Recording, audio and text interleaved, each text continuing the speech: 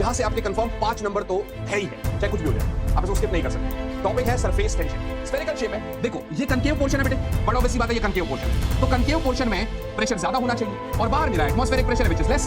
तो अगर आप एक सिल्वर का बर्तन ले लो, चांदी का बर्तन ले लो और उसके अंदर पानी डाल दो तो आपको ऐसा दिखेगा कि बिल्कुल प्लेन दिख रहा है, ना पानी ऐसे डूबा हुआ दिखेगा ना ऐसे ऊपर को उठा हुआ दिखेगा। क्या मेरी बात समझ में आ रही है? एग्जाम्स के लिए सिर्फ और सिर्फ 15 दिन रह गए हैं। अब ऐसे में अगर हम ये सोचे कि सब हो पाएगा और सब पढ़ लूंगा तो ये बहुत बड़ी बेवकूफी वाली बात है। तो आज मैं आप लोगों को एक ऐसा टॉपिक बताने जा रहा हूं जहां से आपके कंफर्म 5 नंबर तो है ही है, चाहे कुछ भी हो जाए, आप इसको स्किप नहीं कर सकते। टॉपिक है सरफेस टेंशन। हाय गाइस, कैसे हो आप सब लोग? आई होप सभी बच्चे काफी अच्छे होंगे। Guys, my name is Vinod Kumar Bahl and I am your physics educator. सभी बच्चों को फिजिक्स पढ़ाता हूं पिछले काफी सालों से। यहां पर हम लोग सरफेस टेंशन को वन शॉट में करेंगे। यूं तो ये मैकेनिकल प्रॉपर्टीज ऑफ फ्लूइड्स का ही एक हिस्सा है जिसके अंदर आता है, पर जब अगर हम नीट और जेई की बात करते हैं तो वहां पर हर एक किताब में आपको सरफेस टेंशन एक अलग चैप्टर सा मिलेगा। इस चैप्टर के अंदर हमको क्या क्या करना रहता है बेटे? सबसे पहले पहले आपको इस चैप्टर के अंदर आपका एंगल ऑफ कॉन्टैक्ट, उसके बाद आपका एक्सेस प्रेशर इनसाइड लिक्विड और सोप ड्रॉप, सोप बबल, और फिर कैपिलैरिटी। 3 चीजें हैं, लेकिन यहां से फिक्स्ड क्वेश्चंस है ही है बेटे। आपको ये पूरा स्टार्टिंग से लेकर लास्ट तक लिखना है, ठीक है ना? हम शुरुआत करेंगे, जो भी मुझे आपको बताना होगा मैं बाद में आपको बताऊंगा। ध्यान से देखते हैं बेटे। सबसे पहले पहले बच्चे, सरफेस टेंशन क्या होता है इस पे मैं अगली स्लाइड में आऊंगा, मगर आपको इससे पहले 2-3 टर्म्स जानने बहुत ज्यादा जरूरी है बेटे। और वो 2-3 टर्म्स क्या है आप जरा देखना बच्चे। अगर हम सरफेस टेंशन की बात करते हैं बच्चे, तो इसके अंदर आपको एक टर्म है विच इज कोहेसिव फोर्स। ये कोहेसिव फोर्स के बारे में जानना बहुत जरूरी है बेटे। ध्यान से देखो बच्चे, सेम टाइप ऑफ सब्सटेंसेस के बीच में जो फोर्स ऑफ अट्रैक्शन लगता है उसको कोहेसिव फोर्स बोलते हैं।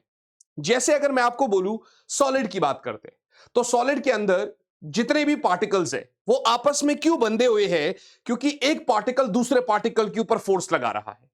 तो सॉलिड्स का डेफिनेट साइज अगर या डेफिनेट शेप है तो उसका कारण है उनके बीच का अट्रैक्शन वाला फोर्सेस, और जब सेम टाइप ऑफ पार्टिकल्स के बीच में अट्रैक्शन वाला फोर्स लगता है उसको कहते हैं भैया कोहेसिव फोर्सेस। उसी तरीके से अगर पार्टिकल्स अलग अलग टाइप ऑफ सब्सटेंसेस में लगते हैं, जैसे कि अगर मैं आपको बोलूं कि मेरे पास एक कंटेनर है बच्चे, और उस कंटेनर के अंदर ये पानी मैंने डाल दिया, वाटर डाल दिया। अब एक और कंटेनर है जिसके अंदर मैंने मरकरी डाल दिया बेटे। अगर आप एक्सपेरिमेंटली देखोगे तो आपको यह दिखेगा कि ये जो वाटर है ना, ये इस दीवार से, मतलब इस कंटेनर की वेसल से चिपक जाएगा, इसको वेट कर देगा, गीला कर देगा। लेकिन ये मरकरी जो है ना, ये इस दीवार को, इस सरफेस के, मतलब इस वेसल के सरफेस को गीला नहीं कर पाएगा। It will not be able to wet it. उसका कारण यह है बच्चे कि अगर आप यहां पर देखते हो बच्चे, तो पानी वाले कॉन्सेप्ट में बेटे, पानी वाले कॉन्सेप्ट में जो फोर्स ऑफ अट्रैक्शन पानी के मॉलिक्यूल्स के बीच में है बेटे, वो वाला फोर्स ऑफ अट्रैक्शन कम है in comparison to force of attraction between the molecule of glass vessel and the molecule of water. आप समझो, पानी का एक मॉलिक्यूल दूसरे मॉलिक्यूल को आपस में कुछ मान लेता 10 न्यूटन फोर्स से खींच रहा है। वहीं पर जो ग्लास का वेसल है, जो वेसल का सरफेस है और पानी का मॉलिक्यूल है, ये आपस में, ये जो वेसल है ये इसको 12 न्यूटन से खींच रहा है। तो क्या होगा? पानी के मॉलिक्यूल्स का फोर्स कम पड़ गया, तो पानी मजबूरन वेसल की तरफ जाएगा और ये उसको गीला कर देगा। लेकिन वहीं पर बेटे अगर मैं कह दूं मरकरी का मॉलिक्यूल है, 2 मॉलिक्यूल्स ऑफ मरकरी है, अब ये इसको अपनी तरफ मान लेते हैं 15 न्यूटन से खींच रहा है, जबकि ये मरकरी और वेसल के बीच में जो फोर्स ऑफ अट्रैक्शन है वो 10 न्यूटन है। तो क्या होगा भाई? ये वाला फोर्स कम पड़ गया इन वाले फोर्स से, तो मॉलिक्यूल्स जो है ना वो आपस में ज्यादा चिपके हुए हैं। ये जो ग्लास वेसल का जो दीवार है ये उसको अपनी तरफ खींच नहीं पाएगा, तो ये सरफेस को वेट नहीं करता है। तो अगर आप देख पा रहे हैं कि पानी जो है, वाटर जो है, वो ग्लास वेसल के सरफेस को क्यों वेट कर पाता है, उसका कारण है बच्चे कि जो फोर्स, अडहेसिव फोर्स है बेटे, अडहेसिव मतलब ग्लास वेसल और पानी के बीच का, that is actually greater than the cohesive force of water molecule. ध्यान से देखो, यहां पर लिखा भी है मैंने कि water wets the walls of its glass container, mercury do not wet the glass because the in water वाले case adhesive force is actually greater than cohesive force. But in mercury बच्चे cohesive force is actually greater than adhesive force. अब comment में आप बताएंगे भैया कि जब हम लिखते हैं तो इंक जो है वो पेपर से चिपक जाती है, तो cohesive is greater than adhesive और cohesive is less than adhesive. ये आपको कमेंट करके बताना है बेटे। बात समझ में आ गई? चलिए हम आगे बढ़ेंगे। सरफेस टेंशन से पढ़ने से पहले आपको दो तीन टर्मिनोलॉजीज और पढ़नी है, जैसे मॉलिक्यूलर रेंज। बेटे जब कंटेनर के अंदर मॉलिक्यूल है बच्चे, कंटेनर के अंदर मेरे पास मॉलिक्यूल है एक, तो अब इस मॉलिक्यूल के ऊपर दूसरा मॉलिक्यूल फोर्स लगाएगा बच्चे। समझ में आया कि नहीं आया? इस मॉलिक्यूल के ऊपर दूसरा मॉलिक्यूल फोर्स लगाएगा, तो वो मैक्सिमम डिस्टेंस कितना है बेटे? जब तक ये दूसरा मॉलिक्यूल इसके ऊपर फोर्स लगा सकता है, हम उसको मॉलिक्यूलर रेंज कहते हैं। जैसे आप मान के चलो कि भाई एक सर्कल सा बना देंगे, हम एक स्फेयर बना देंगे बेटे। समझ में आया कि नहीं आया? हमने एक स्फेयर बना दिया।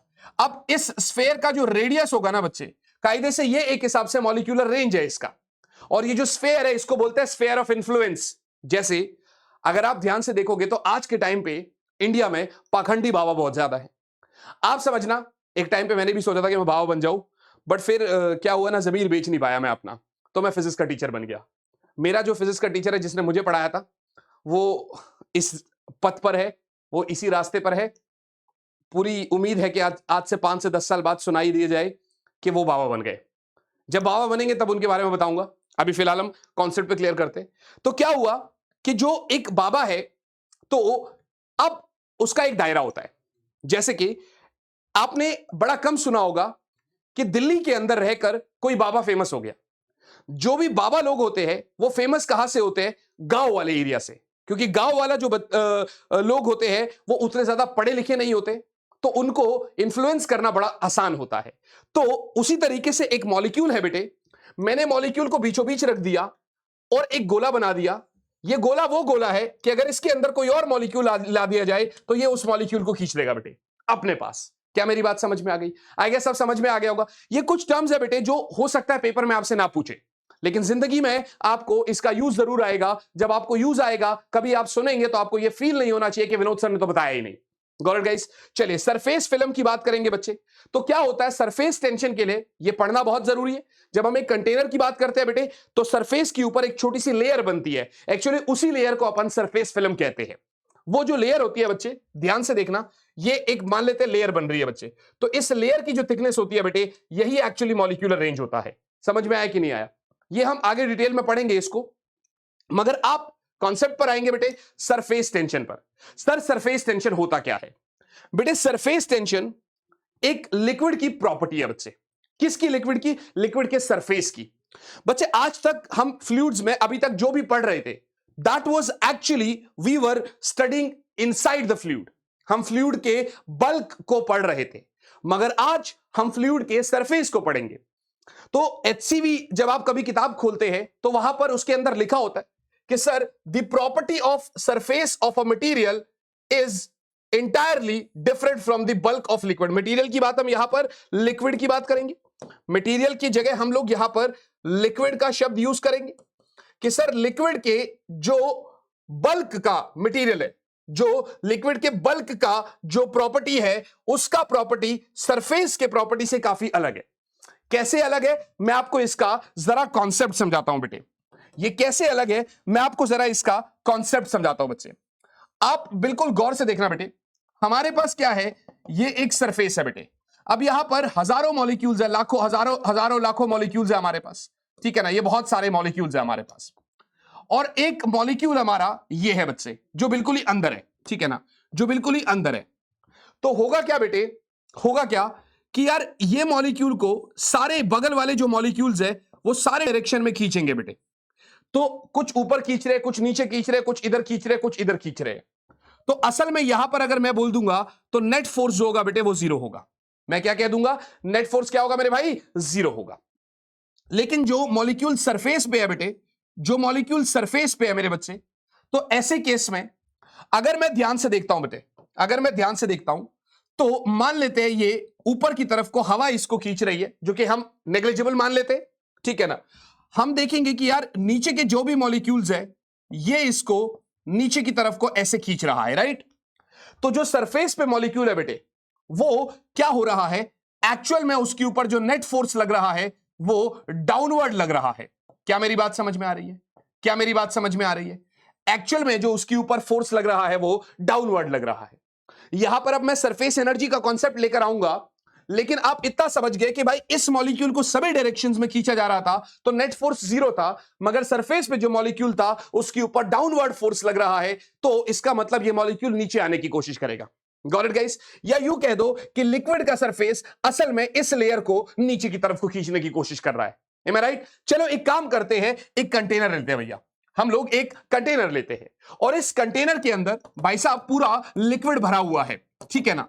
अब लिक्विड भरा हुआ है, हमने क्या किया बेटे, हमने ना एक इमेजिनरी लाइन ले लिया भाई। हमने क्या ले लिया? एक इमेजिनरी लाइन ले लिया। ऐसा लाइन जो है नहीं पर हमने बना दिया इमेजिनरी। होगा क्या, इधर का भैया, इधर का सारा मॉलिक्यूल इस लाइन को ऐसे खींचेगा, बड़ा ऑब्वियस सी बात है, और इधर के सारे मॉलिक्यूल्स इस लाइन को ऐसे खींचेंगे। बात समझ में आ गई कि नहीं आ गई? ये तो कुछ ऐसी बात हो गई कि ये लाइन है इधर भी खींच रहा है और इधर भी खींच रहा है। समझ में आया कि नहीं आया? तो अब ये जो दोनों तरफ खींच रहा है तो ये हो क्यों रहा है? असल में बेटे लिक्विड के सरफेस की एक प्रॉपर्टी है मेरे भाई। लिक्विड के सरफेस की एक प्रॉपर्टी है बच्चे, लिक्विड सरफेस की एक प्रॉपर्टी है बेटे। वो प्रॉपर्टी क्या कहता है कि भाई मैं तो एक स्ट्रेच्ड मेम्ब्रेन की तरह बिहेव करूंगा, such that I will be able to minimize my surface area. अब आप मुझसे पूछेंगे ना सर ये सरफेस एरिया मिनिमाइज करना क्यों है इस सरफेस को? मेरी बात समझने की कोशिश करिएगा। आपसे पेपर में क्या पूछेगा, जरा शॉर्ट कट टू कट खेलते हैं, ज्यादा डिटेलिंग में जाएंगे तो फिर वो तो पूरा डिटेल हो जाएगा। हम सिर्फ इतना जानने की कोशिश कर रहे हैं कि सर सरफेस का एक लेयर है, एक लाइन है, हमने बोला भाई एक लाइन है, और ये जो लाइन है एक इमेजिनरी लाइन हमने ले ली। असल में ये एक स्ट्रेच्ड मेम्ब्रेन की तरह भी कोशिश कर रहा है, such that it will be able to minimize its area. Area minimize करने का कारण क्या है ये मैं भी सरफेस एनर्जी में आपको पढ़ाऊंगा और कुछ एग्जांपल पढ़ाऊंगा, तो एग्जांपल से पहले आप समझो और फिर कारण ये होगा कि क्यों मिनिमाइज कर रहा है। तो असल में सरफेस टेंशन क्या होता है बेटे कि ये जो आपने इमेजिनरी लाइन चूज करी है बेटे, इसका कुछ लेंथ होगा भैया, इसका कुछ तो लेंथ होगा बेटे। बिल्कुल ठीक बात है सर।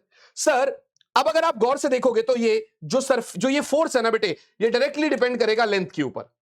याद रखना हम कौन से फोर्स की बात कर रहे हैं, हम उस लेंथ के परपेंडिकुलर फोर्स की बात कर रहे हैं। हम तो उस लेंथ के बेटे परपेंडिकुलर फोर्स की बात कर रहे हैं भैया। तो यहां पर जो आप बात करेंगे बच्चे, तो ये जो perpendicular force per unit length है बेटे, ये होता है सरफेस टेंशन। कुछ किताबों में ये एस लिखा होता है, कुछ किताबों में ये सिर्फ टी लिखा होता है, कुछ किताबों में सिग्मा लिखा होता है, तो आप कंफ्यूज नहीं होंगे, वो तो इसका सिर्फ नॉर्मली सिंबल्स है। यूनिट भैया न्यूटन पर मीटर या mt-2 का इसका डायमेंशन है। अच्छे से समझ में आएगा। 10 से 15 मिनट दे दो यार, इतने एग्जांपल्स करा दूंगा कि सरफेस टेंशन जो आपको प्रॉब्लम आ रही है ना, बिल्कुल फील आ जाएगी भाई साहब, ऐसे आ जाएगा कि मजे आ जाएंगे, उसके बाद कभी भूलेंगे नहीं आप। तो मैंने कहा चलो भैया पहले आपको कुछ एग्जांपल्स दे देते हैं, फिर इस बात का जवाब भी देंगे कि भाई ये सरफेस एरिया मिनिमाइज कर क्यों रहा है। बेटे सबसे पहले आप यहां पर देखेंगे, मैंने लिखा है needle supported on water surface. आप एक्सपेरिमेंट करके देखेंगे बच्चे, तो आप घर पे खुद से एक्सपेरिमेंट करना बेटे। होगा क्या, खाली एक नीडल, एक स्टेपलर पिन ले लो आप, उसको पानी में डाल दो, वो डूब जाएगा, ठीक है ना? बिल्कुल ठीक है सर। लेकिन अब एक छोटे से पेपर के ऊपर एक स्टेपल पिन ले लो, ठीक है ना? मैं कोशिश करूंगा अगर मेरे पास वो वीडियो होगी तो मैं बगल में अटैच कर दूंगा, अगर मेरे पास वो वीडियो है बेटे तो मैं बगल में अटैच कर दूंगा। तो अगर आप ध्यान से देखोगे तो एक पेपर के ऊपर मैंने पिन लगा दिया, ठीक है ना? वो पिन जैसे ही नीचे से सरफेस क्या होगा, उस पेपर को सोक कर लेगा बेटे। भाई पानी जो है पेपर सोक कर लेगा, तो पानी जो पेपर है वो नीचे चला जाएगा। अब बचता है सिर्फ वो पिन, तो वो पिन क्या करेगा, वो वहीं पर फ्लोट करता रहता है। उसका कारण सिर्फ इतना है कि भैया जो लेयर है वो एक स्ट्रेच्ड मेम्ब्रेन की तरह कोशिश कर रही है, तो लेयर इसके ऊपर दोनों डायरेक्शन से ऊपर की डायरेक्शन में फोर्स लगा रहा है और नीचे उसका वेट है, तो वेट ने जो लेयर की वजह से फोर्स है उसको बैलेंस आउट कर दिया, तो वो फ्लोट कर रहा होता है। खैर समझो, आप इस बात का जवाब दो कि अगर आप रेन ड्रॉप्स देखते हैं बेटे, तो ये जो रेन ड्रॉप्स होते हैं हमारे बच्चे, ये क्या होते हैं भाई, ये स्फेरिकल इन शेप होते हैं। कारण, इसका कारण ये है बेटे कि अगर आपने कोई भी एक अमाउंट, कोई भी एक वॉल्यूम ले लिया, अब उस वॉल्यूम का मिनिमम सरफेस एरिया जो होगा वो स्फेरिकल शेप में होगा। आप सेम वॉल्यूम से सिलेंडर बना लो, सेम वॉल्यूम से सर्कल बना लो, सेम वॉल्यूम से आप कोई भी शेप बनाएंगे, आपको दिखेगा कि सबसे कम सरफेस एरिया जो होगा वो स्फेयर का होगा। सबसे कम सरफेस एरिया किसका होगा भैया? स्फेयर का होगा। तो इसीलिए ये स्फेरिकल शेप में होते हैं, क्योंकि भाई स्फेयर जो होगा वो एक लेयर है, लेयर क्या करेगा? अपने एरिया को मिनिमाइज करने की कोशिश करेगा। कोई बात नहीं। और देखो छोटे छोटे मर्करी ड्रॉपलेट स्फेरिकल शेप में होते हैं, जबकि वो थोड़े बड़े हो जाते हैं तो वो फ्लैटेंड हो जाते हैं। उसका कारण है कि जब वो बड़े होंगे बेटे तो ग्रेविटी के भी इफेक्ट में आएगा, और ग्रेविटी उसको खींचेगा तो वो उसको फ्लैट करने की कोशिश करेगा। कोई बात नहीं। आप एक ब्रश को पानी में डालते हो बेटे तो क्या होता है? वो ब्रश जैसी पानी से निकलता है तो अब पानी से निकलती उसके सरफेस पे एक लेयर बन जाती है बेटे। वो लेयर क्या करेगा? खुद को मिनिमाइज करने की कोशिश करेगा, तो वो खींचने की कोशिश करेगा। तो जो ब्रश पहले ऐसे था पानी के अंदर डालते हुए, पानी से निकलते टाइम वो ऐसे हो जाएगा बिल्कुल, क्योंकि वो लेयर उसको मिनिमाइज करने की कोशिश करेगा एरिया को। Got it? चलिए और एग्जांपल देते हैं आपको। आप एक चीज देखो भैया, मैंने कहा endless with thread on a soap film. भैया एक काम करते हैं, हमने एक नॉर्मली रिंग जैसा स्ट्रक्चर ले लिया, कोई सर्कल ले लो, रिंग ले लो, ठीक है ना? हमने उसको सोप सॉल्यूशन में डाल दिया बेटे। अब जैसे ही मैं सोप सॉल्यूशन में डालूंगा, आप याद रखना ऐसा माना जाता है कि सोप के जो है ना दो फ्री सरफेसेस होते हैं, क्योंकि वो जब आप देखते हो एक एयर बबल देखोगे तो पतला दिखेगा, लेकिन सोप बबल देखोगे तो थोड़ा सा मोटा दिखता है। वो मोटा का मतलब क्या होता है? उसके दो फ्री सरफेस होते हैं, मतलब दो दो लेयर्स होते हैं, एक आगे और एक पीछे, रिंग जैसे। वहां पर मैंने एक गीला थ्रेड रख दिया, एक वेट थ्रेड रख दिया। फिलहाल सोप सॉल्यूशन यहां पर भी है और यहां पर भी है। बात समझ में आ रही है? तो थ्रेड वही का वही रह गया, थ्रेड वही का वही रह गया। अब आप बोलोगे क्यों रह गया वही का वही? देखो मैं बताता हूं। ये वाला जो अंदर का सॉल्यूशन है ये इसको ऐसे खींच रहा है, बाहर वाला सॉल्यूशन इसको ऐसे खींच रहा है, तो नेट फोर्स 0 लग रहा है उसके ऊपर कुछ होगा ही नहीं। मैंने क्या किया? मैंने एक पिन ले लिया बेटे, मैंने उस पिन से क्या किया? ऐसे ऐसे ऐसे ऐसे पुक कर दिया। ऐसे होता है ना, मतलब गुब्बारा फोड़ते हैं, तो ऐसे मैंने पुक कर दिया इसको। तो जैसे ही मैं पुक करूंगा तो क्या होगा? जो उधर का सोल्यूशन होगा वो हट गया। जैसे ही सोल्यूशन हट गया तो अब क्या होगा बेटे? अब सिर्फ जो बाहर वाला सरफेस है ना वो इसको खींचने की कोशिश करेगा। अरे है ना, बोलो यार। बाहर वाला सरफेस इसको खींचेगा तो जो थ्रेड है ना वो सर्कल जैसे शेप में हो जाएगा। देखो पहले क्या था? पहले ये एरिया ज्यादा था, पहले सोप सोल्यूशन का एरिया ज्यादा था, सोप फिल्म का एरिया ज्यादा था। अब सर्कल का एरिया ज्यादा हो गया तो इसका एरिया कम हो गया। तो हुआ क्या? उस सोप फिल्म ने क्या किया? अपने एरिया को मिनिमाइज किया और जो थ्रेड था उसके एरिया को मैक्सिमाइज कर दिया। बात तो एक ही हो गई। चलिए ठीक है सर। आप और देखो, एक बड़ा प्यारा एक्सपेरिमेंट है, प्लेटो एक्सपेरिमेंट। आपको जानने की रिक्वायरमेंट नहीं है, बट ये क्या है ना, मुझे वो डोरेमोन का वो गेट जैसा दिखाई देता है तो मैंने यहां पर लिख दिया कि चलो ठीक है भाई बता देते हैं। होगा क्या बेटे? आप अल्कोहल और पानी का मिक्सचर ले लेंगे, तो वहां पर जब आप उसके अंदर एक ऑलिव ऑयल डाल देंगे, ऑलिव ऑयल पूरा डाल देंगे, तो वो स्फेरिकल शेप जैसे ड्रॉप्स ड्रॉप ड्रॉप्स में आपको दिखाई देगा, क्योंकि वो अपने एरिया को मिनिमाइज कर रहा है बेटे। ऑयल जो है वो कोल्ड वाटर पर स्प्रेड हो जाएगा, जबकि हॉट वाटर पर वो एक ड्रॉप के फॉर्म में दिखाई देगा, क्योंकि सरफेस टेंशन की कहानी है। सरफेस टेंशन आप कमेंट में बताएंगे कि ऑयल का कोल्ड वाटर से ज्यादा होता है कि कम होता है, और ऑयल का हॉट वाटर से ज्यादा होता है कि कम होता है। कम सरफेस टेंशन से क्या होगा, ज्यादा से क्या होगा, ये तो मैं आपको अभी बताऊंगा। अभी बताऊंगा तो बाद में कमेंट में आप बताएंगे मुझको। याद रखो मेरे भाई, यहां तक आपने पूरा एक्सपेरिमेंट समझ लिया। अब थोड़ा सा उस बात को जानते हैं कि सर ये अपने सरफेस एरिया को मिनिमाइज करता क्यों है, करने की क्यों कोशिश करता है। ठीक है ना? आप गौर से देखना बच्चे, सरफेस एनर्जी की बात करेंगे बेटे। ध्यान से देखो, मैंने आपको एक चीज समझाई थी अभी यहीं पर, मैंने अभी आपको एक चीज समझाई थी बेटे, और वो चीज कुछ ऐसी थी बेटे, वो चीज कुछ ऐसी थी बच्चे कि हमने ये बोला कि हम यार लिक्विड का ना हम एक कंटेनर ले रहे हैं बच्चे, हम ना एक कंटेनर ले रहे हैं बेटे। मैंने कहा ठीक है भैया, हमने कंटेनर ले लिया भैया। अब ये जो कंटेनर लूंगा तो मैंने सरफेस ले लिया बेटे। ठीक है सर, सरफेस ले लिया आपने, बिल्कुल सही बात है सर। सर यहां पर जब मैं सरफेस लूंगा ना बेटे तो होगा क्या बच्चे? यहां के जो मॉलिक्यूल्स हैं वो नीचे जा रहे हैं भैया।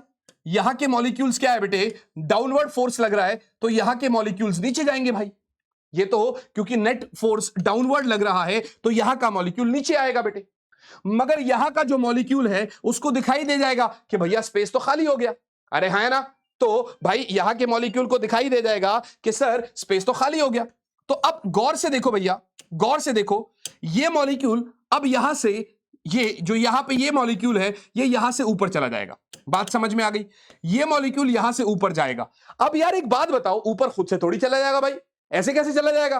तो क्या होगा, इसको अगेंस्ट जाना पड़ेगा ना भाई, जबरदस्ती। तो अगर जबरदस्ती जाना पड़ेगा मतलब कुछ वर्क डन करना पड़ेगा। वर्क डन बोलो एनर्जी बोलो एक ही बात है। वर्क डन करना पड़ेगा मतलब इसने कहीं से तो एनर्जी ली होगी। अब इसने कहां से एनर्जी ले ली? तो भैया ये जो सरफेस वाला है ना, इसके पास कुछ एनर्जी थी एक्स्ट्रा। इसने क्या किया, नीचे आते आते इसको अपनी एनर्जी दे दी, ये नीचे आ गया और ये वाला ऊपर चला गया। तो इसीलिए ये बात भी बोली जाती है बेटे कि सरफेस जो होता है ना उसकी एनर्जी ज्यादा होती है बेटे, सरफेस जो होता है उसकी एनर्जी ज्यादा होती है। तो मैंने यहां लिखा है बेटे, the extra energy possessed by the molecules of surface film of unit area compared to the molecules in the interior is called surface energy। बात समझ में आ गया? माने जो सरफेस के मॉलिक्यूल्स है उनके पास एनर्जी एक्स्ट्रा है in comparison to the molecules inside the container. समझ में आ गया? और कह रहा है it is equal to the work done in increasing the area of the surface film by unit amount. अरे भैया सरफेस एरिया बढ़ाने का मतलब क्या है? नीचे से मॉलिक्यूल आ रहा है, उसके ऊपर कुछ वर्क डन करना पड़ेगा, और वो क्या कर रहा है भाई? वो सरफेस का एरिया ही तो बढ़ा रहा है। सरफेस का मॉलिक्यूल अपना एरिया मिनिमाइज करने की कोशिश कर रहा था। वो किसके बराबर है भैया? वो नीचे से एक मॉलिक्यूल आया, वर्क डन हुआ, उसने कुछ एरिया बढ़ाया यूनिट अमाउंट से, that is actually surface energy. Concept समझ में आ गया? ध्यान से देखो, सरफेस एनर्जी की बात करेंगे बेटे तो यहां पर ये हो गया work done in increase in surface area, तो इसका यूनिट क्या होगा भैया? Joule per meter square. याद रखो यहां पर मैंने एक चीज लिखा है कि टेंपरेचर बढ़ाएंगे तो सरफेस टेंशन घटेगा, इसकी बात करेंगे अभी, क्या होगा कैसे होगा यह अभी समझाऊंगा आपको। पर आप कॉन्सेप्ट समझो, आप बेटे कॉन्सेप्ट समझो। यहां पर कॉन्सेप्ट यह है, अगर मैं आपको सोप फिल्म की बात करता हूं, ध्यान से देखना, मैंने कहा चलो एक काम करते हैं, यहां पर पूरा सोप सोल्यूशन है, ठीक है भैया, और यहां पर मैंने एक रस्सी ले लिया। क्या ले लिया भैया? रस्सी ले लिया बेटे। अब बट ऑब्वियस सी बात है, जो सोप फिल्म है, जो लेयर है, जो सरफेस है, वो क्या करने की कोशिश करेगा? वो अपने एरिया को मिनिमाइज करने की कोशिश करेगा, वो इसको अंदर को खींच रहा है। वो क्या कर रहा है बेटे? इसको अंदर को खींच रहा है। मैंने कहा ठीक है भैया। अब मैंने क्या किया भाई साहब? मैंने ये बोला कि भाई मैं इसको बाहर खींचना चाहता हूं, अंदर को फोर्स लग रहा है, मैं बाहर को खींचूंगा तो कुछ तो वर्क डन होगा कि नहीं होगा? जी सर होगा। और मैंने इसको एक्स डिस्प्लेसमेंट भी दे दिया। याद रखना लेयर 2 है, याद रखना लेयर 2 है बेटे। तो अगर एक लेयर को खींचने के लिए फोर्स मुझको लग रहा है सिग्मा इंटू एल, तो दो लेयर को, एक आगे और एक पीछे, तो दो लेयर को खींचने के लिए 2 सिग्मा इंटू एल फोर्स लगेगा भैया, 2 सिग्मा इंटू एल फोर्स लगेगा बेटे। क्या मेरी बात समझ में आ रही है? हमने कहा ठीक है सर। तो एक बात बताओ sir, 2 is taken because soap film has 2 free surfaces. Sir force लगा 2 सिग्मा इंटू एल, सर इसको खींचने के लिए एक्स डिस्प्लेसमेंट से वर्क डन करना पड़ेगा। सर वर्क डन होगा फोर्स इंटू डिस्प्लेसमेंट, फोर्स हो गया 2 सिग्मा एल, डिस्प्लेसमेंट हो गया एक्स।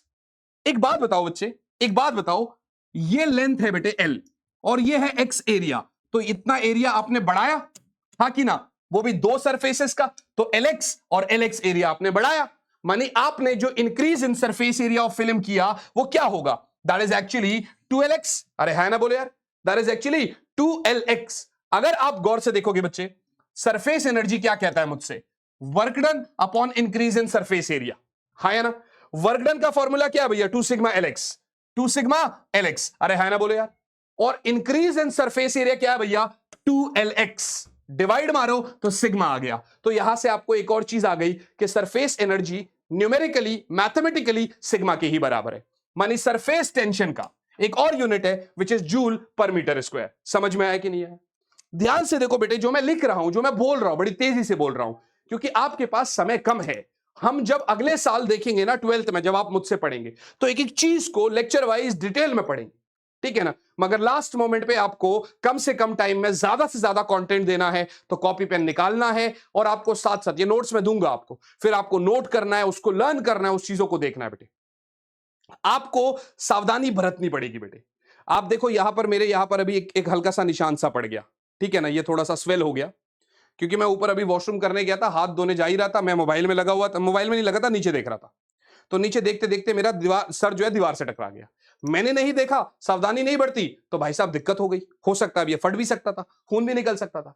वही चीज है, कुछ दिन बचे हैं बेटे, इन कुछ दिन को आपको यूटिलाइज करना पड़ेगा। ये कुछ दिन आपको बहुत कुछ दे जाएंगे, या यूं कह दीजिए ये कुछ दिन आपका बहुत कुछ ले जाएंगे, ठीक है ना? I am so sorry guys, ठीक है ना?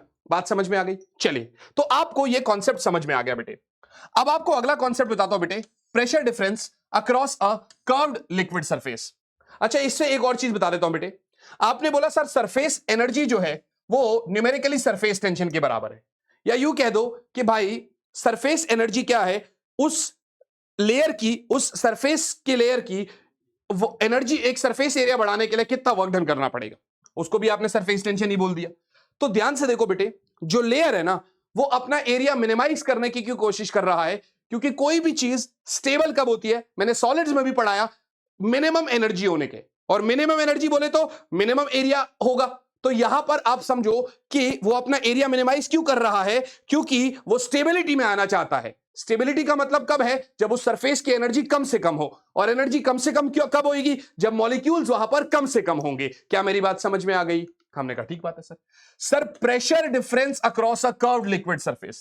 सर एक मेरे पास कर्व्ड लिक्विड सरफेस है सर, मेरे पास क्या है सर, कर्व्ड लिक्विड सरफेस है बेटे, और कह रहा प्रेशर डिफरेंस। आपको मैं बता दे रहा हूं कि अगर आप कॉनकेव की तरफ देखेंगे, भैया गुफा, केव केव, तो कॉनकेव अगर अगर मेरा मिनिस्कस कर्व्ड है तो कॉनकेव की तरफ प्रेशर हमेशा ज्यादा होगा, कॉन्वेक्स की तरफ प्रेशर हमेशा कम होगा बेटे। If a liquid surface is curved, the pressure on its concave side is greater than the pressure on the convex side। मेरे भाई क्या मेरी बात समझ में आ गई? यहां पर प्रेशर अगर P1 है, यहां P2 है, तो P1 is greater than P2 बेटे। और यहां पर अगर प्रेशर P1 है और यहां P2 है तो P1 is greater than P2 बेटे। मैं वो पढ़ाऊंगा जो आपके पेपर में आएगा, जो आपके पेपर में पूछा जाएगा। अब तक जो मैंने पढ़ाया, तो अब तक मैं आपसे क्या पूछ सकता है, सरफेस टेंशन 1 नंबर का बोर्ड्स में, सरफेस एनर्जी 2 नंबर का, ठीक है ना। और अब जो पढ़ाने जा रहा हूं बेटे, आप ये समझ लेना कि मेरे हिसाब से ये 500% आपके स्कूल पेपर में आएगा और 1000% आपकी नीट और जेई में पूछा जाएगा। क्या? That is access pressure inside a liquid drop. बेटे इसका डेरिवेशन जान लेना, क्योंकि जब हम क्वेश्चन करते हैं तो डेरिवेशन से इसके क्वेश्चन बनते हैं, और स्कूल में 3 नंबर का सीधा सीधा डेरिवेशन आता है बच्चे। ध्यान देना बेटे, मैंने कहा सर मेरे पास ना एक एक एक लिक्विड ड्रॉप है। अब आपने क्या बोला, मिनिमाइज करेगा तो स्फेरिकल शेप, स्फेरिकल शेप है। देखो ये कनकेव पोर्शन है बेटे, बड़ा ऑब्वियसली बात है ये कनकेव पोर्शन है, तो कनकेव पोर्शन में प्रेशर ज्यादा होना चाहिए, और बाहर मेरा एटमॉस्फेरिक प्रेशर है विच इज लेस। तो अगर यह ज्यादा प्रेशर है, यहां कम प्रेशर है, तो क्या होगा, ज्यादा से कम की तरफ को चीजें जाती है, तो ये क्या करेगा, मान लेते हैं कि ये एक्सपैंड करने की कोशिश कर रहा है। अगर ये एक्सपैंड होगा तो मैं ऐसा मान के चलता हूं कि कुछ dr रेडियस इसका बढ़ गया बेटे। तो इनिशियल सरफेस एरिया बेटे 4 पाई आर स्क्वायर था, final surface area 4 pi r plus dr square बन गया। खोल दो इसको a प्लस बी का होल स्क्वायर, तो a square plus 2ab plus b square बेटे, 4 पाई आर स्क्वायर, ये 4 से मल्टीप्लाई होगा तो 8 पाई आर dr, ये 4 पाई dr स्क्वायर। बेटे dr वैसे ही बहुत छोटा था, उसका स्क्वायर तो और छोटा हो जाएगा, तो भैया मैंने 4 पाई dr स्क्वायर को खत्म कर दिया, इसको मैंने क्या कर दिया बेटे, खत्म कर दिया। ओके सर, तो sir increase in surface area क्या होगा sir, sir increase in surface area जो फाइनल एरिया है उसमें से इनिशियल माइनस कर लो, 4 pi r square plus 8 pi r dr minus 4 pi r square, बचा कितना, 8 पाई आर dr। याद रखो जस्ट अभी आपने पढ़ा था, work done in enlarging the drop is actually increase in surface energy. अरे हाय ना बोलो यार, भाई साहब आप क्या कर रहे थे, नीचे का जो ड्रॉप ऊपर आ रहा था उसको जो वर्क डन हो रहा था वो क्या कर रहा था, सरफेस की एनर्जी तो बढ़ा रहा था, या उसको हम बोलते हैं increase in surface area into surface tension, क्योंकि सरफेस एनर्जी बराबर work done upon surface increase in surface area. तो इसको सरफेस एनर्जी बोल लो चाहे न्यूमेरिकली सरफेस टेंशन बोल लो, एक ही बात है। तो सरफेस टेंशन को अगर मैं इंक्रीज इन सरफेस एरिया से मल्टीप्लाई कर दूंगा तो वो वर्क डन के बराबर हो जाएगा।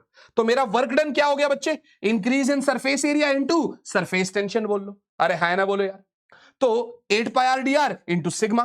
क्या मेरी बात समझ में आ गई? बात यहां तक खत्म नहीं होती बेटे, बात कहां पे खत्म होगी मैं आपको बताता हूं। असल में वर्क डन क्या होता है बेटे, फोर्स इंटू डिस्प्लेसमेंट। असल में वर्क डन क्या होता है बेटे, फोर्स इंटू डिस्प्लेसमेंट। अरे हाय ना बोलो यार, फोर्स क्या होता है, प्रेशर इंटू एरिया। फोर्स क्या होगा बेटे, प्रेशर इंटू एरिया, और डिस्प्लेसमेंट क्या होगा बच्चे, डिस्टेंस से मल्टीप्लाई हो गया, कोई बात नहीं भाई। प्रेशर तो प्रेशर है, एरिया 4 पाई आर स्क्वायर, और डिस्प्लेसमेंट क्या हुआ था उसका dr। ये भी वर्क डन और ये भी वर्क डन, मैं दोनों को सामने सामने ले आया तो p 4 pi r square dr को 8 पाई आर dr सिग्मा के बराबर कर दिया बच्चे। काट कुटा के मुझे क्या मिला, P बराबर 2 सिग्मा बाई आर, यानी एक्सेस प्रेशर जो है बेटे वो कितना आ गया, 2 सिग्मा बाई आर। यानी अगर एक लिक्विड ड्रॉप है बेटे तो अंदर वाली तरफ 2 सिग्मा बाई आर प्रेशर ज्यादा है बाहर की तरफ को। अगर आपसे कोई पूछेगा, अगर आपसे कोई पूछेगा तो आप कैसे बताओगे बेटे, आप ऐसे बताओगे बच्चे कि ये मेरा एक सरफेस है, यहां अगर मेरा एटमॉस्फेरिक प्रेशर है बच्चे तो इस तरफ atmospheric pressure plus 2 sigma by r होगा। क्या मेरी बात समझ में आ गई? I hope this is very clear. अब यही चीज होती है बेटे excess pressure inside soap bubble. किसके अंदर? सोप बबल के अंदर। बच्चे सोप बबल भी यही है, बस दो ही तो डिफरेंस है उसमें कि उसके दो फ्री सरफेस है। तो कॉन्सेप्ट वहां पर भी यही होगा, अंदर प्रेशर ज्यादा बढ़ेगा तो इंक्रीज इन सरफेस एरिया कितना है? 8 पाई आर डी आर। अगर एक सरफेस का एरिया इतना बढ़ेगा बच्चे, ठीक है ना, तो सोप बबल के पास तो दोनों सरफेसेस है, तो दो सरफेस का एरिया कितना बढ़ेगा? 2 से मल्टीप्लाई हो जाएगा। पूरा डेरिवेशन बिल्कुल सेम है। फिर वही वर्क डन बराबर इंक्रीज इन सरफेस एनर्जी, बोले तो increase in surface area into surface tension, बोले तो 16 पाई आर डी आर सिग्मा, और वही वर्क डन बराबर pressure into area into displacement, 16 पाई आर डी आर सिग्मा, तो प्रेशर हो गया 4 सिग्मा बाय आर। तो याद रखो, कभी कभार टीचर आपको ऐसा करा देता है स्कूल में कि लिक्विड ड्रॉप का करा देगा 2 सिग्मा बाय आर और कह देगा कि भाई सोप ड्रॉप का, सोप बबल का डबल होता है तो 4 सिग्मा बाय आर कर देगा। पर अगर उसने आपसे सीधा सीधा access pressure inside soap bubble पूछ लिया तो आप लिक्विड ड्रॉप का करके ऐसे लास्ट में कर दोगे तो टीचर हो सकता है आपके मार्क्स भी काटे। तो इसलिए आप शुरुआत से पूरा कर लो, यहां तक करने के बाद 2 से मल्टीप्लाई कर लो, फिर अपना ये ऐसे कर लो। तो लिक्विड ड्रॉप का excess pressure 2 sigma by r, soap bubble का excess pressure 4 sigma by r. उसी तरीके से बेटे एक एयर बबल भी होता है, तो एयर बबल का भी एक ही फ्री सरफेस होता है, इसलिए उसका भी एक्सेस प्रेशर भैया 2 सिग्मा बाय आर। उसका भी एक्सेस प्रेशर क्या होगा बेटे? 2 सिग्मा बाय आर। मुझे पता है मैं तेज चल रहा हूं, लेकिन यह तेजी आपके लिए बहुत जरूरी है बेटे, क्योंकि आपको कॉन्सेप्ट कम से कम टाइम में खत्म करना जरूरी है, लेकिन दिया होगा आपको सब कुछ। ये बहुत इंपॉर्टेंट टॉपिक है बेटे, यहां से अक्सर क्वेश्चन पूछता है, which is actually angle of contact. तो भैया एंगल ऑफ कॉन्टैक्ट क्या है बेटे? मैं आपको समझाता हूं, डेफिनेशन डेरिवेशन सब छोड़ दो आप, मैं आपको समझा रहा हूं क्या होता है भैया। एंगल ऑफ कॉन्टैक्ट कह रहा है बेटे, ये आपके पास एक कंटेनर है बच्चे। अब क्या हो सकता है, या तो आप इसको मेनिस्कस बोलते हैं, या तो आपका मेनिस्कस कर ये कॉनकेव हो सकता है, ठीक है ना, या तो आपका मेनिस्कस भाई ऐसे हो सकता है कि लिक्विड की तरफ कॉन्वेक्स, लिक्विड से ऊपर वेपर की तरफ कॉनकेव, या आपका मेनिस्कस बेटे ऐसे हो सकता है। क्या मेरी बात समझ में आ गई? अरे हां ना बोलो, दोनों चीजें हो सकती है। तो बेटे एंगल ऑफ कॉन्टैक्ट पता है क्या कह रहा है? कह रहा है दो टेंजेंट बनाने हैं, दो टेंजेंट बनाने हैं, एक तो सॉलिड जो वेसल है और एक लिक्विड के। एक तो मेनिस्कस के ऊपर टेंजेंट बनाएंगे और एक सॉलिड के ऊपर बनाएंगे, पर शर्त है कि सॉलिड के ऊपर जो टेंजेंट बनेगा वो इनसाइड द लिक्विड बनेगा और मेनिस्कस का जो टेंजेंट बनेगा वो अवे फ्रॉम सॉलिड बनेगा। ध्यान से देखना, टेंजेंट जो बनेगा वो दो चीजों को आपको ध्यान रखना है बेटे, दो चीजों को ध्यान रखना है। पहला इनसाइड लिक्विड, ठीक है ना, tangent to solid, inside liquid बेटे, tangent to solid inside liquid पहला। और दूसरा बच्चे टेंजेंट टू लिक्विड बेटे, यहां पर tangent to solid inside liquid, tangent to liquid away from solid. ये कैसे, मैं आपको समझाता हूं, ध्यान से देखना बच्चे, ध्यान से देखो बेटे। यहां पर क्या होगा, ये सॉलिड है बेटे, लिक्विड के अंदर मैंने टेंजेंट बना दिया। अरे हां ना बोलो यार, ऐसा हो गया भाई। अब उसी तरीके से ये मेरा क्या है भाई, ये मेरा कनकेव मेनिस्कस है, तो इस पे टेंजेंट ऐसे बनेगा बेटे, हाँ कि ना, और ये सरफेस से दूर ऐसा बन गया टेंजेंट मेरा। बात समझ में आ गई कि नहीं आ गई? तो ये जो एंगल बनेगा ना दोनों टेंजेंट्स के बीच में, it is angle of contact. What is this? This is angle of contact. देखो ये सॉलिड है मेरा, तो इसके अंदर वो टेंजेंट जो लिक्विड के अंदर होगा, बात समझ में आ गई। और दूसरा इसके ऊपर टेंजेंट कैसे बनेगा, ये ऐसा बनेगा, तो अवे फ्रॉम सॉलिड ये रहा भाई। बात समझ में आ गई कि नहीं आ गई? अगर मैं ध्यान से देखूंगा बेटे तो इन दोनों के बीच का जो एंगल होगा वो मेरा एंगल ऑफ कॉन्टैक्ट होगा बच्चे। वो क्या होगा बेटे? Angle of contact. यहां पर जो थीटा है it is greater then 90 degree, और यहां पर जो थीटा है बच्चे it is less then 90 degree. ये मान लेते हैं कि पानी है बच्चे, और ये मान लेते हैं कि मरकरी है बेटे। यही कारण है कि मरकरी दीवार को नहीं चिपक पा रही है और पानी जो है वो दीवार को चिपक पा रहा है। क्या मेरी बात समझ में आ रही है? तो आप यहां से देखो बच्चे, मैंने यहां पर पूरा सब कुछ जितना भी भगवत गीता की तरह लिखना होता लिख दिया है। It is defined as the angle theta between the tangent to the liquid surface at the point of contact and the solid surface inside the liquid. बात समझ में आ गई? देखो, अगर एडहेसिव फोर्स कोहेसिव फोर्स से ज्यादा है, so liquid wets the solid surface and has concave meniscus. मैंने अभी बताया आपको, ये रहा। अगर एडहेसिव फोर्स कोहेसिव फोर्स से कम है, liquid does not wet the solid surface and has convex meniscus. ये रहा भैया। और दूसरा भैया, अगर एडेसिव फोर्स को एसिव फोर्स के बराबर है तो लिक्विड सरफेस इज प्लेन। आप एक सिल्वर का बर्तन ले लो, चांदी का बर्तन ले लो और उसके अंदर पानी डाल दो तो आपको ऐसा दिखेगा कि बिल्कुल प्लेन दिख रहा है, ना पानी ऐसे डूबा हुआ दिखेगा ना ऐसे ऊपर को उठा हुआ दिखेगा। क्या मेरी बात समझ में आ गई? तो ये है भैया एंगल ऑफ कॉन्टैक्ट बच्चे। इसके अंदर लास्ट टॉपिक बेटे यू समझ लेना, 3 नंबर का स्कूल वाले इसको बिल्कुल पेटेंटेड सवाल मानते हैं, या ये या इसका अगला डेरिवेशन। कंफर्म आपका पेपर में आएगा, नहीं आएगा भैया अगली बार मैं ये टॉपिक नहीं पढ़ाऊंगा, ठीक है ना। मैं कह रहा हूं आएगा पेपर में, कंफर्म्ड है। सर कैपिलैरिटी क्या होता है? सर एक बाल खींच लो ऐसे, एक बाल खींच लो ऐसे, पतला सा जो बाल है ना, पतला, that is actually capillarity. Latin word है, लैटिन वर्ड में कैपिला का मतलब होता है हेयर। तो हमने एक छोटा सा ट्यूब बनाया बेटे जो हेयर लाइक स्ट्रक्चर का है, माने इतना पतला है कि बाल बराबर है, ठीक है ना, उसको बोलते हैं कैपिलैरिटी। अब हुआ क्या बेटे, मैंने एक ऐसा कैपिला ले लिया, एक ऐसा ट्यूब ले लिया जो दोनों एंड से ओपन है। मैंने उसको एक बारी पानी में डाल दिया और एक और कैपिला को मैंने कहां डाल दिया? मरकरी में डाल दिया। और दोनों में ध्यान से देखोगे बेटे, एक पतला है, एक आपका चौड़ा है, और एक पतला है और एक आपका चौड़ा है। तो ऐसे में क्या होगा बेटे, पानी के अंदर पानी ऊपर को राइज हो गया, हाँ कि ना, पानी ऊपर को राइज हो गया। अच्छा थोड़ा सा मतलब चौड़े वाले में थोड़ा कम राइज होगा, ठीक है भैया, कोई दिक्कत वाली बात तो नहीं। और इस वाले में देखूंगा तो मरकरी में मरकरी नीचे को राइज हो गया, मतलब डिप्रेस हो गया। बात समझ में आ गई कि नहीं आ गई? तो असल में द फिनोमिना ऑफ राइज और fall of a liquid in a capillary tube in comparison to the surrounding is called capillarity. भैया एग्जांपल बताऊं, हम टॉवल यूज करते हैं, टॉवल जो यूज करते हैं तो उसमें क्या होता है, हमारी बॉडी से जो टॉवल के अंदर ना पोर्स होते हैं, पतले पतले पतले पतले, कैपिलास बोलते हैं उनको, तो हमारी बॉडी से पानी सोख लेता है वो, ठीक है जी। ब्लोटिंग पेपर सोक्स इंक, तो भैया एक ब्लोटिंग पेपर होगा, वो इंक सोक कर लेगा, क्यों? उसके अंदर छोटे छोटे पतले से पोर होते हैं, तो वहां पर क्या होगा, वो भाई साहब आपका इंक अपनी तरफ खींच लेगा। तो वो राइज और fall of liquid in the capilla, in the capillary tube is called capillarity. I hope this is very clear. मेरे हिसाब से यहां तक की कहानी क्लियर है आपको। चलिए सर, कैपिलरी ट्यूब में एसेंट फॉर्मूला होता है, क्या होता है भैया? एसेंट फॉर्मूला होता है। क्या होता है भैया? Ascent formula. I hope this is very clear बेटे। क्या मेरी बात समझ में आ गई? तो मैंने कहा ठीक है सर, कैपिलरी ट्यूब में हमारा एसेंट फॉर्मूला होता है। सर एसेंट फॉर्मूला क्या होता है? सर एसेंट फॉर्मूला क्या कह रहा है कि सर अगर कैपिलरी ट्यूब मैंने रख दिया यहां पर, तो rise of a liquid in a capillary tube, मेरी बात समझिएगा, क्या बोल रहा है? Rise of a liquid in a capillary tube, एक कैपिलरी ट्यूब में लिक्विड का राइज हो जाना बेटे। आई बात समझ में? तो हम, आप देखो बड़ी सिंपल सी बात है यार, अगर मैं इसके अंदर देखूंगा बच्चे, तो आप गौर से देखो, मैंने एक कैपिलरी ट्यूब यहां रख दिया बेटे, बात समझ में आ रही है? मैंने एक कैपिलरी ट्यूब यहां रख दिया। अब ये जो लिक्विड है ये ऊपर को चला गया बेटे, ऊपर को चला गया, तो यहां पर मेनिस्कस कुछ ऐसा बन गया बेटे। बात समझ में आ रही है? ऊपर की तरफ को कनकेव, नीचे की तरफ को कन्वेक्स। समझ में आ रही है भाई? ये तो ओपन टू एटमॉस्फेयर है, तो यहां पर प्रेशर एटमॉस्फेरिक प्रेशर होगा, यहां पर भी एटमॉस्फेरिक प्रेशर होगा, मगर यहां पर कुछ और प्रेशर होगा। क्या होगा वो अभी जानेंगे।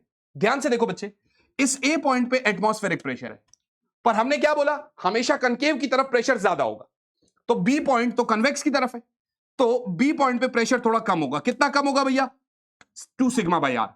तो अगर यहां एटमॉस्फेरिक प्रेशर है मेरे भाई, तो यहां पर क्या होगा? 2 सिग्मा बाई आर माइनस हो जाएगा। यहां पर क्या होगा बच्चे? 2 सिग्मा बाई आर माइनस हो जाएगा। अब एक बात बताओ, यहां पर कुछ प्रेशर है, तो यहां पर तो कुछ ज्यादा ही प्रेशर होगा भाई, डाउन में तो हमेशा प्रेशर ज्यादा होता है, तो यहां से लिक्विड राइज करेगा कुछ एच हाइट तक, इस प्रेशर डिफरेंस की वजह से। समझ में आया कि नहीं आया? सर एक बात बताओ सर, इसको मैंने क्या किया, थोड़ा सा जूम आउट कर लिया, क्रॉस सेक्शन लिया मैंने, तो आप देखो ये है स्मॉल आर लिक्विड का रेडियस, सॉरी वो ट्यूब का रेडियस। समझ में आया? कैपिटल आर क्या है भैया? ये जो मेरा मेनिस्कस बना ना स्फेरिकल शेप में, उसका रेडियस है। समझ में आया कि नहीं आया? और ध्यान से देखो भैया, हमने एंगल ऑफ कॉन्टैक्ट क्या बनाया था, ये मेरा सॉलिड सरफेस है और ये मेरा टेंजेंट टू द मेनिस्कस है, ठीक है ना, अवे फ्रॉम सॉलिड। अगर ये थीटा है मेरे भाई, ध्यान से देखना, अगर ये थीटा है बच्चे, तो ये क्या होगा, क्योंकि ये और ये तो परपेंडिकुलर है, तो ये 90 माइनस थीटा होगा। और रेडियस और टेंजेंट हमेशा परपेंडिकुलर होते हैं, तो ये फिर से थीटा हो जाएगा। समझ में आया कि नहीं आया? तो ऐसे में cos थीटा क्या होगा? Base upon hypotenuse. cos theta बराबर small r by capital r. अरे है ना, बोल यार। तो कैपिटल आर क्या हो जाएगा भैया? R by cos theta. बिल्कुल ठीक है सर। सर एक्सेस प्रेशर कितना था sir? 2 sigma by r. Capital r की जगह small r by cos theta ऊपर चला गया, तो 2 sigma cos theta by small r हो गया बेटे। जो प्रेशर डिफरेंस की वजह से लिक्विड कितना हाइट गया, तो वो होगा क्या? एच रो जी, हाँ कि ना? तो ए के हिसाब से एच रो जी किसके बराबर हो गया, 2 sigma cos theta by r के बराबर। तो एच क्या हो जाएगा बच्चे, 2 sigma cos theta by r rho g. क्या मेरी बात समझ में आ गई? अगर इसी को बेटे आपको ऐसा भी लिखना हो तो हम ऐसा भी चल सकते हैं। कैसे, ध्यान से देखना। एच बराबर बच्चे वही 2 सिग्मा, क्योंकि cos theta by r, cos theta by r तो 1 बाय आर है ना, तो इसकी जगह मैं ऐसे भी लिख सकता हूं आर रो जी। याद रखना ये आपका एसेंट फॉर्मूला है। अगर कैपिलरी ट्यूब को मैं एक लिक्विड में डाल दूंगा तो लिक्विड कितने हाइट से ऊपर आएगा, that height is actually 2 sigma by r rho g या 2 sigma cos theta by r rho g. Question जब देगा फॉर्मूला बेस्ड होते हैं, बहुत आसान क्वेश्चन होते हैं। The very last topic of this chapter is, मजे आ गए। और उसके बाद एक छोटी सी बात बताऊंगा, that is rise of liquid in a tube of insufficient height. भाई साहब एक काम करेंगे, ट्यूब को काट देंगे। क्या कर देंगे, ट्यूब को काट देंगे। अब तो ऐसा लगेगा भाई पानी ओवरफ्लो करेगा। ट्यूब को काटने के बाद भी बेटे पानी ओवरफ्लो नहीं करता, वो अपने मेनिस्कस को बढ़ा देता है, अपना मुंह बढ़ा देता है, और इसी प्रोसेस को बोलते हैं कि rise of a liquid in a tube of insufficient height. ध्यान से देखो कैसे होगा।